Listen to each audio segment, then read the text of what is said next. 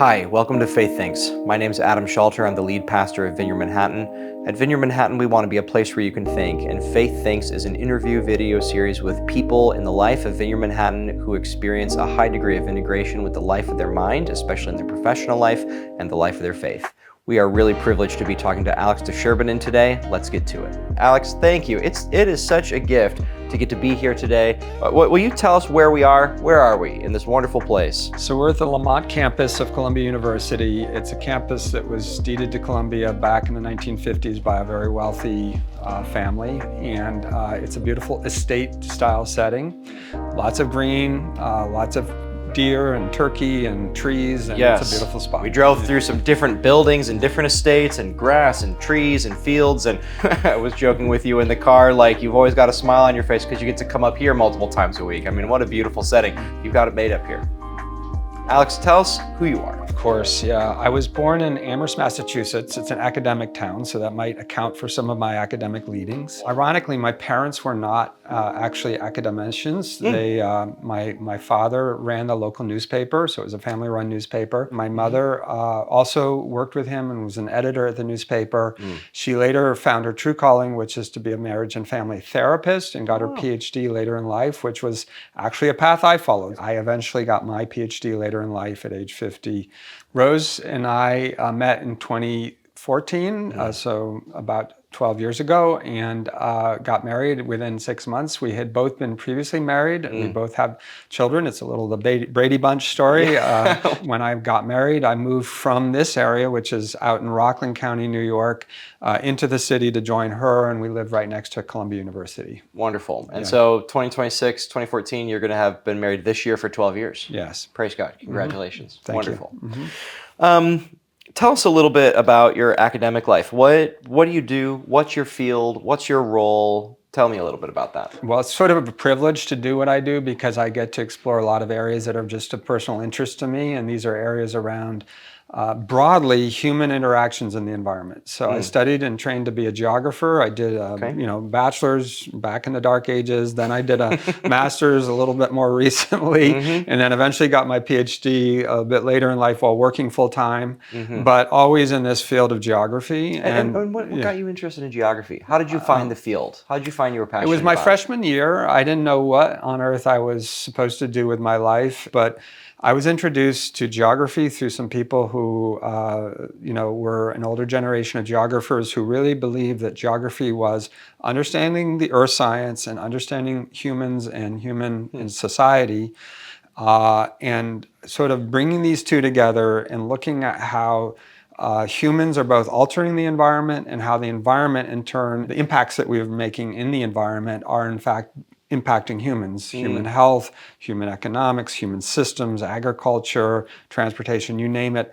Just agriculture is a very simple impact on the environment, tilling the soil, cutting down trees, things of this sort. So all of these things got me very interested. And I think it also suited my personality well, because I'm not someone who's like super detail oriented, but what I do like to do is understand things at a kind of more meta level, how things interact with each other. So that's sort of what my gifting is. And somehow I was fortunate enough to go to a school that had geography. I could sort of look at the planet and the systems that interact with one another at maybe a slightly higher systems level, without feeling overwhelmed by all the details, of every plant species and things like that. I think that's a really interesting thing that you just brought up about discovering how your personality and unique makeup was well suited for this particular niche in the field. When I think about geography, I've done some study, but not in sciences. I've got a very basic understanding of geography. My mind would go to reading the land, understanding the land, topography, these sorts of things. The thing that you just described that I would not have assigned to geography at all is the human systems and environmental impact part. So is that for someone who studies geography, is that something that is just part and parcel of the field, like right away? Well, there were always two branches of geography, human geography and physical geography. And what I'm describing is maybe an earlier geography where there really was an effort to understand both and not be able to necessarily be as in depth as a sociologist studying social systems or anthropologist studying culture. Because but you're obviously butting up yeah, against sociology and human but having behavior. enough understanding of that sort of thing, even psychology, there are people who do more like psychological forms of geography, understanding Wow. human perceptions, things like that. But on the environmental side, understanding enough that you understand what rock forms are, For the sure. basic geology, understanding forms, how the landscape was formed through glaciation, particularly in this region. And then climate and things like that. So unfortunately, what's happened is the field has actually sort of, the two strands have sort of drifted apart a bit. And so my goal in part is I'm hoping in some ways to have some role in bringing them back together. So my work has always had a data component to it. So we use something called geographic information systems, also remote sensing, satellite views of the Earth, and trying to bring some of that data-oriented focus to the work as well is part of what I see my role is here at the Climate School. Interesting. It sounds to me like in this particular elements of geography, there's a real reading people elements of it as well, which, when I think of my personal interactions with you, I feel like something's starting to make sense in terms of my perception of you as someone who's able to engage with the data, but also engage well with people. You're a very personable guy. You understand people well. So it's not a surprise, as I'm seeing something in your personality that it actually tangibly maps onto your academic environment as well, which I just think is, I'm discovering that in real time. That's very cool, Alex. What are the, if there are one or two, to get really specific about your research projects, what's one or two things that you are in granular terms specifically interested in / your field? Like, what are the big questions that your field is asking right now? Yeah, that's a great question. So I was always interested in human-environment interactions, but I also got very interested in population dynamics early in my career. So I was in Peace Corps in West Africa. I saw some really interesting things. So I was in a country called Mauritania, living in a village, and I was an agricultural volunteer because I wanted to learn more about agricultural systems.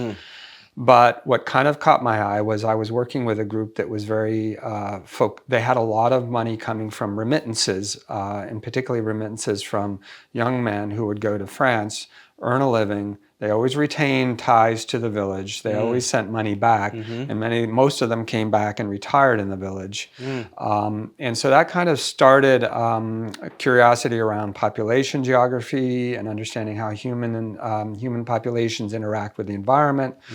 I went on after my master's degree where I focused on population dynamics. I went on to work at a population NGO called Population Reference Bureau. Went on from there to work at an NGO in the conservation field called International Union for Conservation of Nature. I was very fortunate to get a fellowship to study, to work with them through U.S. Agency for International Development. So I was overseas in Switzerland working with IUCN. And all of these things kind of led me to kind of continued focus on population dynamics and human environment. But when I came to Columbia, I was sitting next door to and working with climate scientists here.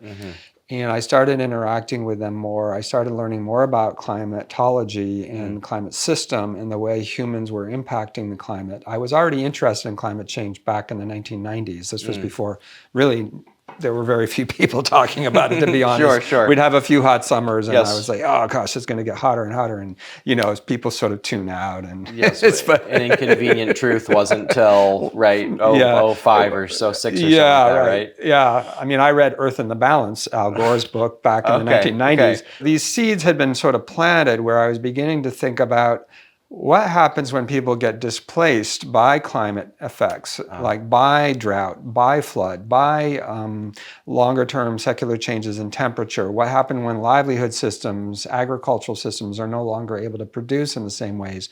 So these are things that started, percolating up, and I had already had an interest in them, but when I was here at Columbia, I began to start, exploring more deeply. So you asked me a very direct question. My interest is in climate mobility and migration. So I call it climate mobility because it includes things like planned relocation, people being moved away from the seashore. It can include things like displacement. It can include things like voluntary migration or various forms of migration, forced to voluntary.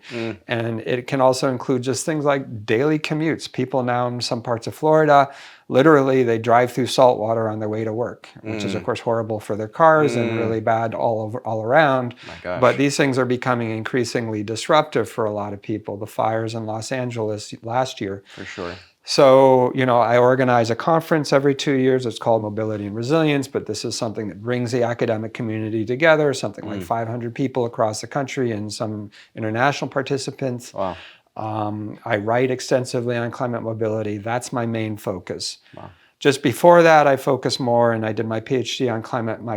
We call it climate vulnerability mapping. It's basically how do climate strains and the characteristics of people and the places that they live coincide and create what we call vulnerability. It's an emergent phenomena. Basically, the same impact in the U.S.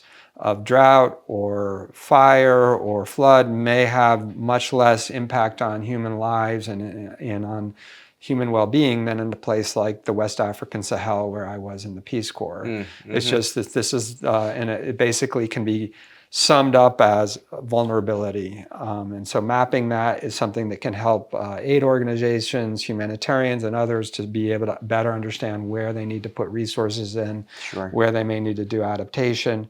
And then the last strand of my work is around sustainability indicators, and that's really data-centric, and it's about understanding how to construct metrics that measure these kind of abstract concepts. Sustainability. What does sustainability look like?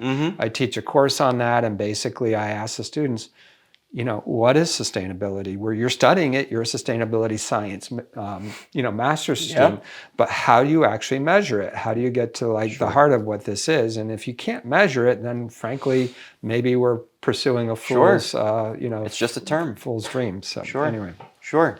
Gosh, that's really interesting, Alex. And two of those terms, climate migration, yes, that's what you said, and then climate vulnerability mapping. Those are not terms that I've heard before, but even just hearing them can immediately see why those would be really productive avenues of exploration that are the insights could really change the quality of people's lives. I mean, that's such. I'm going to come back to that, but just striking me how you're not just looking at what's happening in the natural world. You're looking at what's happening in the natural world and how that's impacting the daily lives of people. You are also a person of faith. Tell us about that. When did you come to faith? Why don't we start there? Sure. Well, I came to faith at age 35. I was living in Switzerland, and my wife and I, at the time, were experiencing pretty significant marital dysfunction. And I started sort of attending church while over there. We were sort of far from family, far from the support networks that you might have. And I believe it was providential that I was there because my sort of the strain of Christianity that I was introduced to among the English speakers in Switzerland was an evangelical strain that I had not grown up with. I grew up in what's called the United Church of Christ. It's a mainline denomination. But I grew up in a very academic town, a very academic community. My parents were very intellectual in many ways, and there was kind of an outright rejection of evangelicalism because it was Jerry Falwell and the moral majority, and you might remember some of these things in the 1980s. 70s and 80s, these kind of, and then there were, of course, these televangelists, some of whom fell from grace and did horrible things. And of course, so that all this stuff was like, Lots God of forbid, obstacles. God forbid, these people check their brains at the door, they're like manipulated. And so I got to Switzerland, and I was working with some very smart colleagues. One of the ones who was most influential in my journey to faith was a guy named Simon Stewart. He was the head of the Species Survival Commission. He was a Cambridge educated zoologist, PhD. His wife also had a high degree and was extremely intelligent and very capable botanist and knew a lot about plants and animals. And these two people, plus a number of others who I worked with, just opened my eyes to the possibility that you could have vibrant faith and also be someone who pursues your intellectual passions and your scientific interests. Wonderful. Somehow that kind of mentally unlocked a door for me that said I could actually believe in this and not have to discard my own personal interests and intellectual pursuits. Wonderful. And I will just say this in addition, I will say that I have been freed by Christ to be able to pursue my passion and be who I am to the greatest extent possible because of my faith, not in spite of it. Wonderful. Praise God. So what year was it again? You said you were 35. What year was it when you came to faith? 1998. Man, you've been walking as a Christian in the life of faith and an academic now for almost 3 decades. So you've got a lot of experience walking these two roads that often, I mean, as you've alluded to in the answer you just gave, that a lot of people think that these are mutually exclusive paths. You know, you can either be someone who has heightened intellectual pursuits, investigates the realities of the world in a certain way, or you can be someone who is a faith person and kind of believes whatever you want. And yet you, in an environment where those two things are often hard to integrate, have been working to integrate them for almost 3 decades now. So, I've got a handful of questions about this, but the first thing is just sort of the personal dimension of that. What is that like for you personally, to be someone, kind of a rare person, who's integrating these two things for such a long period of time? What's the personal experience of that like? Well, it's interesting. There's sort of two responses I'd give. One is maybe less expected, and that is that I needed Christ to heal some deep emotional wounds that I had. And if you solely pursue the life of the mind, you can become very divorced from what's going on inside here in the heart. And so part of my journey since my separation and until my becoming married with Rose, and even continuing to this day, is heart healing. And if I had solely pursued my intellectual passions and pursuits, I think I would have been a much diminished person. Wow. And so that's one part of the answer. I just bless you. I'm really struck by that answer. And just, if I'm hearing you correctly, you're saying that there's something that faith has done that's helped you to be a whole person. And being that whole person has actually served well the part of you that engages in the pursuits of the life of the mind. Yeah. What a gift. And what a gift. I'm just blessed hearing you say that. Really moving. And I think it was God's providence. When I did do and pursue the PhD, I was in a very healthy church environment where I felt like I was able to get some more healing, receive more insight into the work of the Holy Spirit in my life, things like that. While also like geeking out in the stuff that I enjoy doing. I was kind of like having my cake and eating it too, but not feeling like I was like starving my emotional life to pursue this thing that was, seemed really like depleting in a way, maybe in some ways.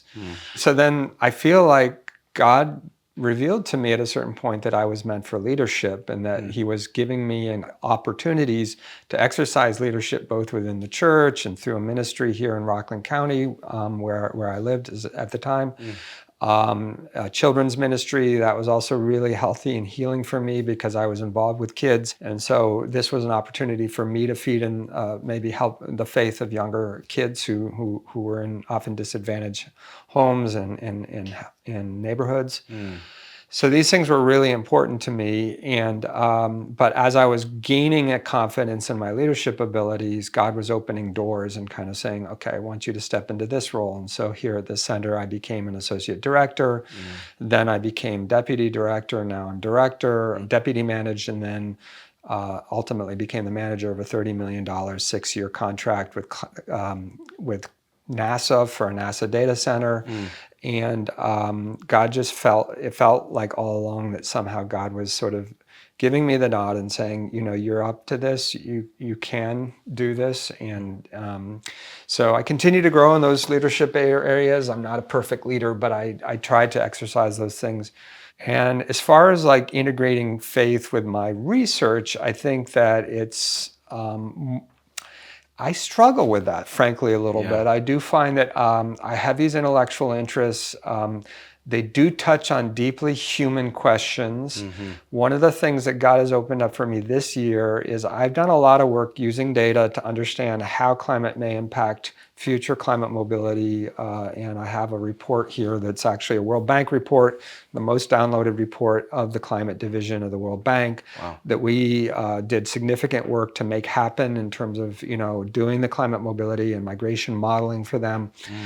But that was all from like a 30,000 foot view. Mm-hmm. And this year, for the first time, I'm going to be going to the field, talking to people who are displaced by climate and Right. other things. So Right. these are where it's called, the topic is who will farm the land? And it's about young people leaving the agricultural sector and moving to cities and towns and figuring out for themselves how to make a living. And we just have a host of questions we want to ask. But part of me is like, there's some fear and trepidation because this is like getting very now personal and deep in terms of like how young people are being impacted by not only climate, which is essentially the emissions that most of the global north has been emitting, but also unfair terms of trade, historical interference by Western powers. The U.S. has been in and out of and sort of thrown its weight around Central America. Mm-hmm. And people have been impacted and they've been hurt. And I know, like reading about them, there's real impacts and people are suffering. And so understanding that suffering better. And hopefully God has prepared me enough emotionally to be able to kind of go into that situation with compassion and also realize I can't solve all the problems in the world, and I'll do what I can to publicize and make known what's happening, but I don't necessarily have the tools or the ability to kind of move millions around to make life better for people. Well, you're bringing up some topics that I thought would be really interesting things for us to poke around a little bit deeper. I mean, as you're looking at human impacts on climate systems and then climate migration, how people are moving around. I was struck by some words you used in a previous answer about voluntary and involuntary migration. So, involuntary migration, we're talking about people who didn't want to have to move around, who have to because of climate effects that are happening downstream of other human interactions.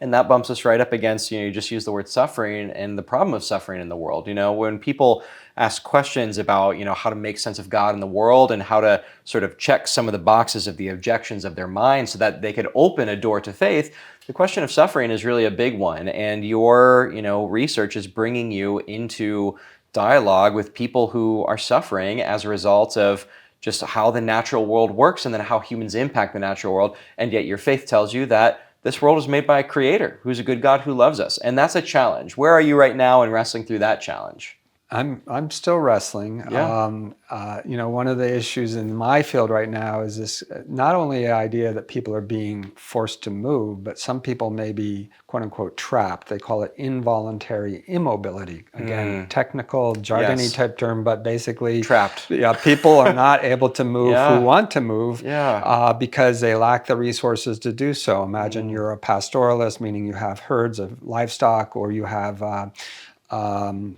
farm, rural area, subsistence farm, and things are getting worse. And climate, the climate sort of, there's a sense of the writing's on the wall as far as your livelihood system and things like that. And so these are things that are now impacting humans, and we have a good creator who knows human needs. And I don't have like pat answers for that. I think the question of human suffering is extremely deep and age old. And like when I teach students, it's easy to become a bit pessimistic about the trends. These are climates, both sustainability students and students in a climate and society program seeking to go out and make the world a better place. Yeah. And I want to make sure that when I talk to them, that I talk in terms that there are real ways, there's levers that you can use to make the world a better place. So I think I've been able to balance it maybe more, and maybe my faith life has helped me to do so. Yeah. But it's not like these things don't affect me or weigh on me in many ways. Of course, yeah. And I just appreciate and respect that even in that place of not having this fully resolved, you feel the weight of human suffering, and you do things in your own work that are drawing close to people who are experiencing that. It's really easy when we don't have an answer for something to lean away, because it's just uncomfortable to lean in when we can't explain it all. Yeah. You said something else there about there's reason when you look at the trends in your field to experience a lot of pessimism. In anything that we pursue, we really can't make any positive difference or change when we're just run by pessimism. What does faith have to offer you in a place where, the life of the mind, just looking at the data in your field, could experience a lot of pessimism? What role does faith play? How does faith help to give you something in addition to or other than that pessimism, such that you're able to pursue your work with some hope and pass on hope to the next generation? Oh, Adam, we live in a world now, if you look across the board, our governance systems are shaking. At the very foundations of many things are being shaken. I mean, I think of that passage, I think it's Amos, or maybe I've got it wrong, but, once again in a little while I will shake the, or it's Habakkuk, I can't remember. But that's something I should know. I should be able to contribute that specialized knowledge, but I can't pull the reference either. No problem. But and I feel like we are being shaken. So not only, the governance systems, you've got AI disrupting the workplace, AI also on the other side, sucking up energy and climate impacts.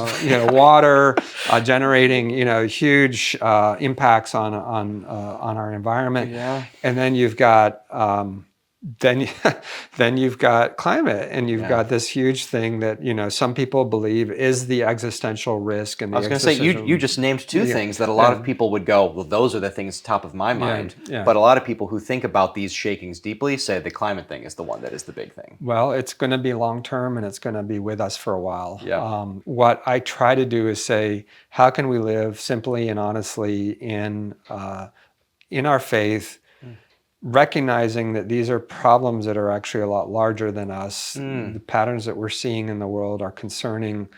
The solution in many ways is to go deeper in the Bible, in our faith, and be that, oak tree planted by streams of living water. Wonderful. That is sucking up the water and actually green in the middle of a drought. The green leaf and drought.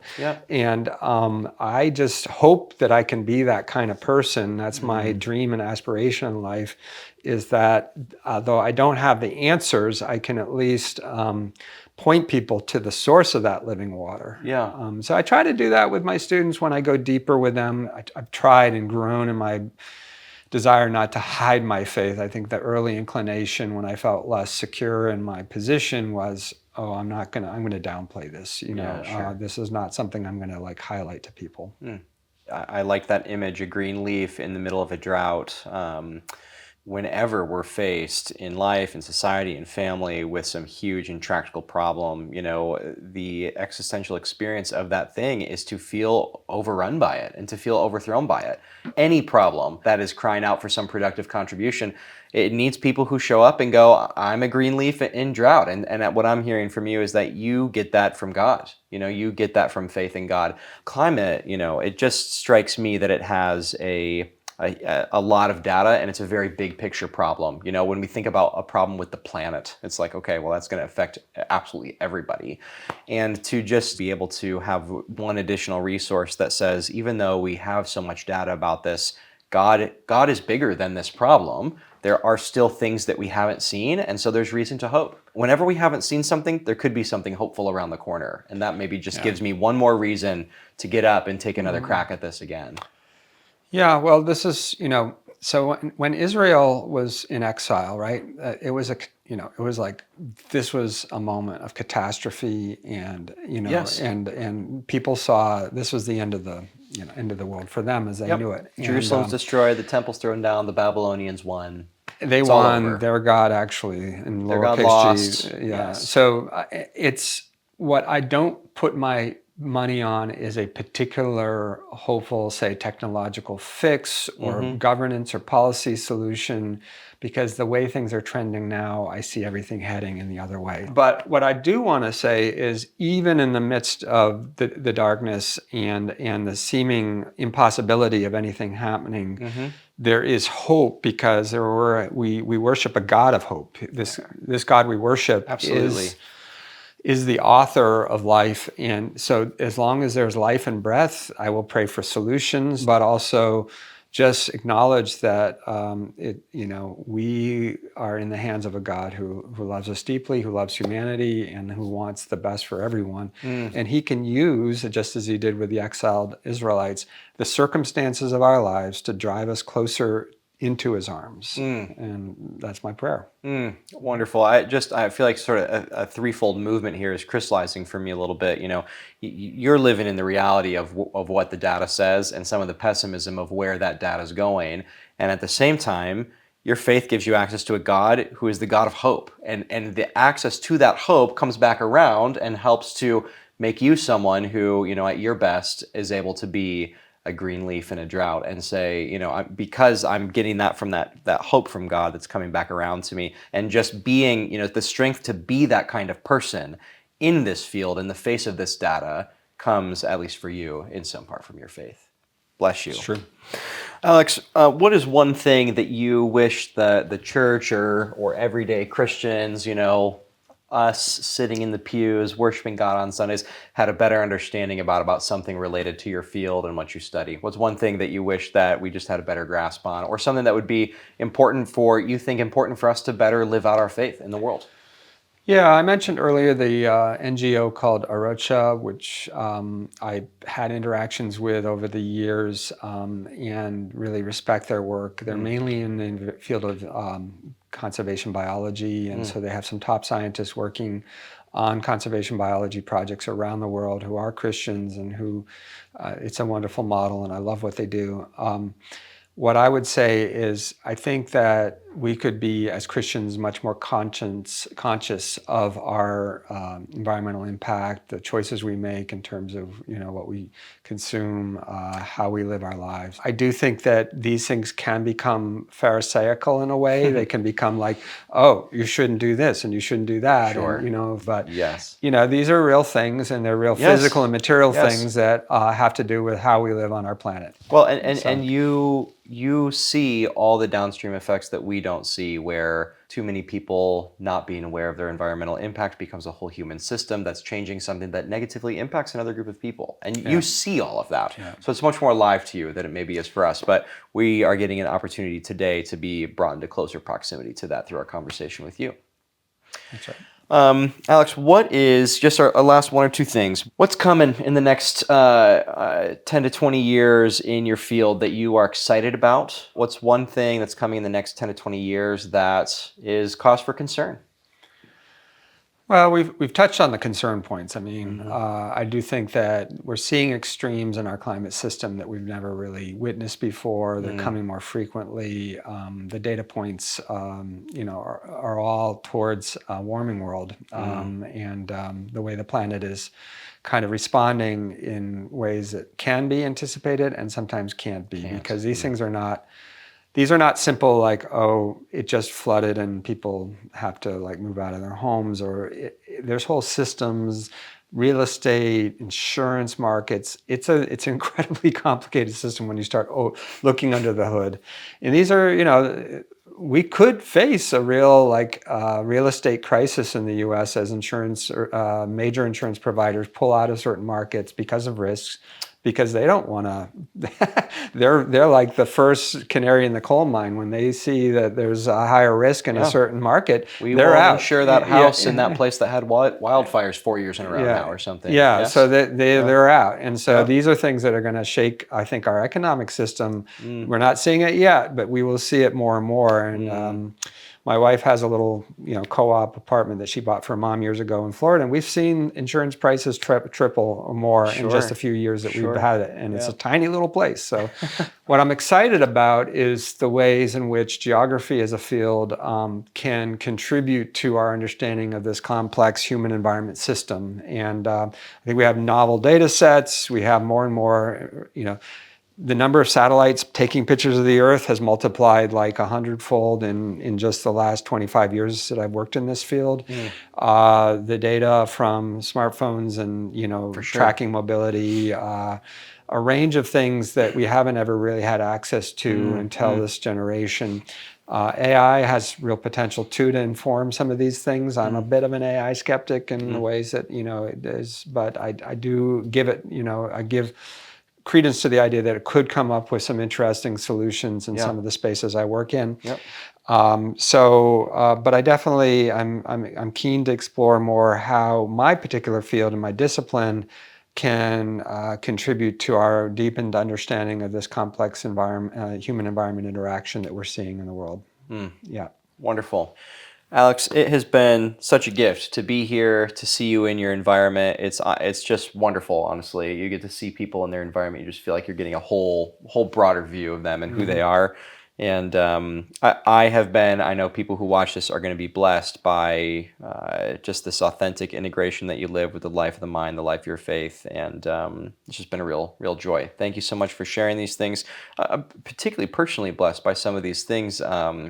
Coming out of your area of expertise and the challenge to my own faith life as a result to find more productive avenues to express my faith as I think about all the things we know now about downstream effects of our actions. So I'm blessed by that personally. With our faith, I think we always want to be finding more opportunities to say, that's a new place where I can express my faith. And any last thoughts? Any things we haven't covered? No, I think this has been great. Thanks, Adam. Bless you. Yeah.